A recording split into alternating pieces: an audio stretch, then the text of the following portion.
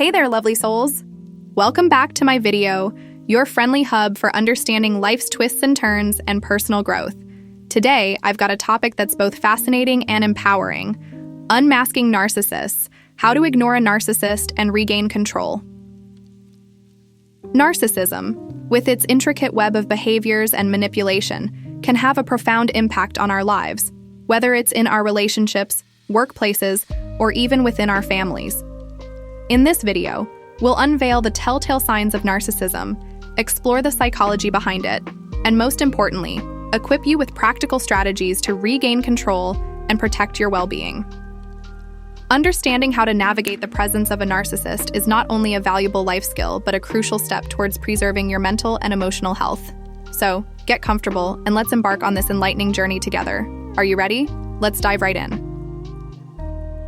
Abusers may seem charming and polite at first, but what should you do when they start showing their true colors? Rather than giving them what they want and feeling drained, taking the power into your own hands and ignoring them is the best way to cut them off. When you ignore an abuser, you're taking away their control, and they may respond differently depending on your relationship. If you're nervous about how a person may react once you start ignoring them, don't worry because I have you covered.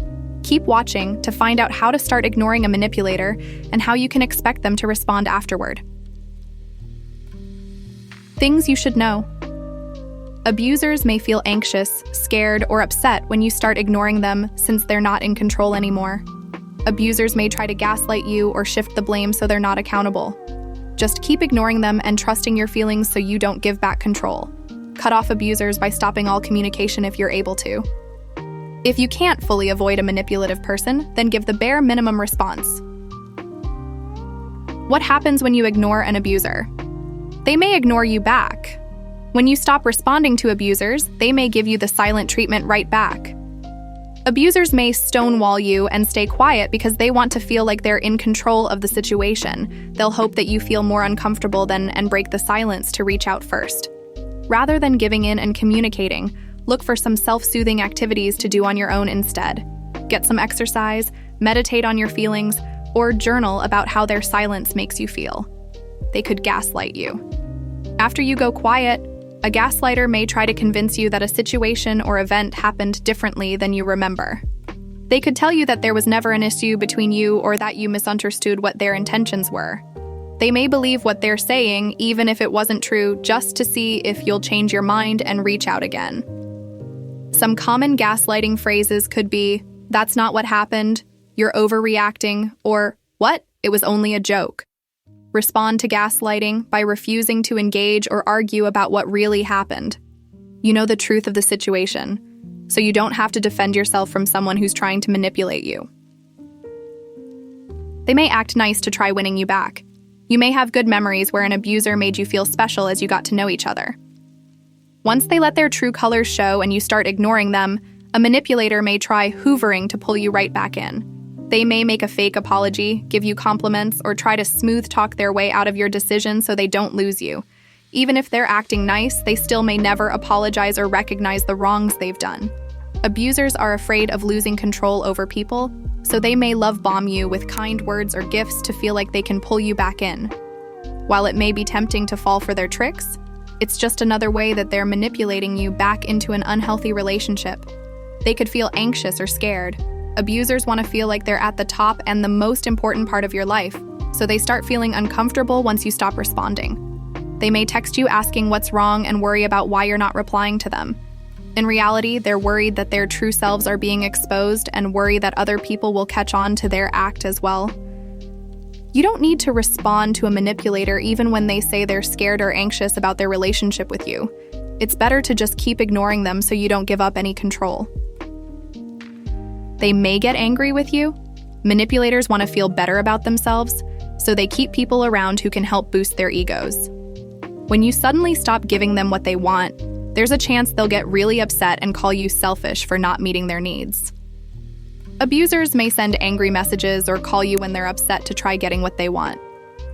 Continue ignoring an angry abuser since it's not worth arguing or getting involved. Even if you try to explain yourself and are in the right, they may twist your words and try making you feel bad for their outburst. They might shift the blame to you. Manipulators avoid taking accountability for their actions, so they'll say that you're the one that caused an issue in your relationship. If you're ignoring a manipulator that ignored you, they may not even recognize that they're doing the same thing and feel like they're being criticized unfairly. It's better not to respond to an abuser if they try blaming you. You know in your heart that it was their behavior that caused the rift, not yours. They may talk badly about you. If you're the one that started ignoring them first, an abuser will feel like they've been rejected and get upset. There's a chance that they'll try to spread lies about you to feel better about themselves, rather than sitting with the shame or insecurity they have. If you hear a lie that an abuser spread, compare what they say to the actual truth of what happened. Trust yourself and avoid questioning how you perceived and interpreted the situations. They could try to keep tabs on you. After you cut off communication with them, a manipulator may continue checking your social media pages to see how you're doing. They may also try to see you while you're at work or ask friends and family how you're doing to feel like they're still a part of your life even if you're not talking to them directly. Block the person from your social media pages or hide your posts from them so they're not able to interact with them. They might try turning friends and family against you. If a manipulator feels like you've wronged them or aren't giving them control, they could tell lies to your friends and family members about what happened. Manipulators may say that you're cutting them off and try to get others to sympathize with them rather than taking responsibility for their actions. Chat with your friends about the abuser's behavior. Even if an abuser seems charming to your friends and family, they'll trust your experiences more. They may move on to someone else. If a manipulator sees that you're not going to respond no matter what they do, they'll recognize that they don't have control over you anymore. Since they can't do anything to make you come back to them, they'll start looking for someone else that they can easily influence. If a manipulator is talking or starting a relationship with someone you know, give them a warning about your experiences with the person. That way, your friend will know what to look out for and stand up for themselves if they experience the same behavior. They could try to sabotage you. Some manipulators may get vengeful when things don't go their way, so they'll try to do things that block meaningful opportunities in your life. They may try to prevent you from moving up in your career, destroy personal belongings that are important to you, or may even act out violently. If an abuser starts harassing you or turns violent, contact the authorities and let them know about the issue. Don't try to get involved on your own so you don't risk getting hurt. How to ignore an abuser. Cut off or limit your contact with them. If you can, go no contact and stop responding to a manipulator to show that they don't have any control over your life. Avoid responding to their texts, calls, and DMs, and give them the silent treatment. If you can't avoid them, like if they're your coworker, co-parent, or classmate, try to keep your conversations brief and to the point. Use the gray rock method to communicate with a manipulator. Rather than wearing your emotions on your sleeve, try to show as little emotion as possible when you have to communicate with them. Since the abuser can't get a rise out of you, they'll get more flustered. Set and maintain clear boundaries. When you set your boundaries, decide on what behavior you'll tolerate and what you will no longer stand for in a relationship. If the abuser tries to communicate with you, state your boundary clearly without any hesitation or defensiveness. Use a clear and firm voice and avoid trying to negotiate since the abuser may try to break you down. Example: if you're setting a boundary with a manipulative coworker, you may decide to only respond to questions about work duties, but not open up about your personal life. You may say, "I've said that I don't want to talk about my personal life and would appreciate it if we kept our conversations work-related." Example: if an abusive co-parent gets upset and starts raising their voice, you could say, "I'm not going to communicate with you when you raise your voice." Then wait for them to calm down before talking again. Be sure to enforce your boundaries every time they're broken. If you let something slide once, a manipulative person may keep pushing and try to break the boundary even more. Work towards personal goals. Invest your time into your passions and the things that you love doing so you can feel independent from someone with abusive behaviors. Focus on your interests and hobbies so you feel the most fulfilled in your life. Set goals for your personal projects and for your career that are specific to what you want to achieve in life. As you complete the things you want to, you won't hold on to any feelings you have for the person trying to control your life. Create smart goals that are specific, measurable, attainable, realistic, and time-sensitive. Some goals you could set are exercising to lose 5 pounds over the summer or completing a 10,000-word short story in a month. Spend time with friends and family that support you. Reach out to your loved ones and let them know that you're trying to ignore a manipulator in your life. Talk about how you're feeling and ask for their support through it all. Try to find activities that you can do together to help take your mind off the situation. If you're really struggling with handling a narcissist, reach out to a therapist or check for any abuse recovery programs offered in your area. They can help you recognize that the person's behaviors aren't your fault and give helpful insight. Reflect on what you need in a relationship.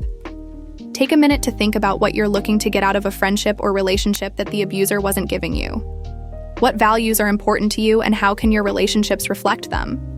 What needs need to be met for you to feel fulfilled? What are your expectations for the another person you're close with? Once you find what you want out of a relationship, search for people who have those values and spend time with them. Recognize abusive or manipulative behaviors so you avoid them in the future. Be wary of people who have controlling behavior and want you to act in a certain way to make them happy, since those are signs of narcissism. Also be on the lookout for people who refuse to take accountability, blame you for your wrongdoings, and have trouble showing empathy towards tough times you're experiencing. Can an abuser change? An abuser may change if they see the negative impacts they're causing. If a manipulator sees that the relationships in their personal or professional lives are breaking down, they may see how their behavior negatively impacts people. While it may take a lot of motivation and effort for an abuser to completely change their ways, they can still manage their behaviors if they set their mind toward being more empathetic and understanding of others. If a person works with a therapist, it's a good sign they want to make a meaningful change. A therapist can help a person find the root cause of their behavior, challenge how they handle situations, and offer helpful insight to change how they interact with others. Let's recap some key tips to help you navigate the world of narcissism with grace and resilience. It's completely normal to feel upset or sad when you're cutting off a person you love. Give yourself some time to grieve about the relationship, but look forward to all the time you have to focus on yourself and other relationships. Remember that your perspective and what you have to say are completely valid and true to you, no matter what an abuser may tell you. You're allowed to think differently and disagree with them if your feelings don't align. Well, that brings us to the end of our deep dive into understanding and dealing with narcissists. I hope you found this video helpful and insightful. Remember, knowledge is your greatest ally when it comes to safeguarding your well-being in the face of narcissism. If you found this video valuable, please give it a thumbs up and share it with friends and loved ones who might benefit from this information. Don't forget to subscribe to my channel for more friendly, yet informative discussions on personal growth and navigating life's complexities. As we wrap up, keep in mind that you have the power to protect yourself, set healthy boundaries, and lead a fulfilling life. Thank you for joining me today. And remember, you're never alone on this journey. Stay strong, stay kind, and take care. Until next time.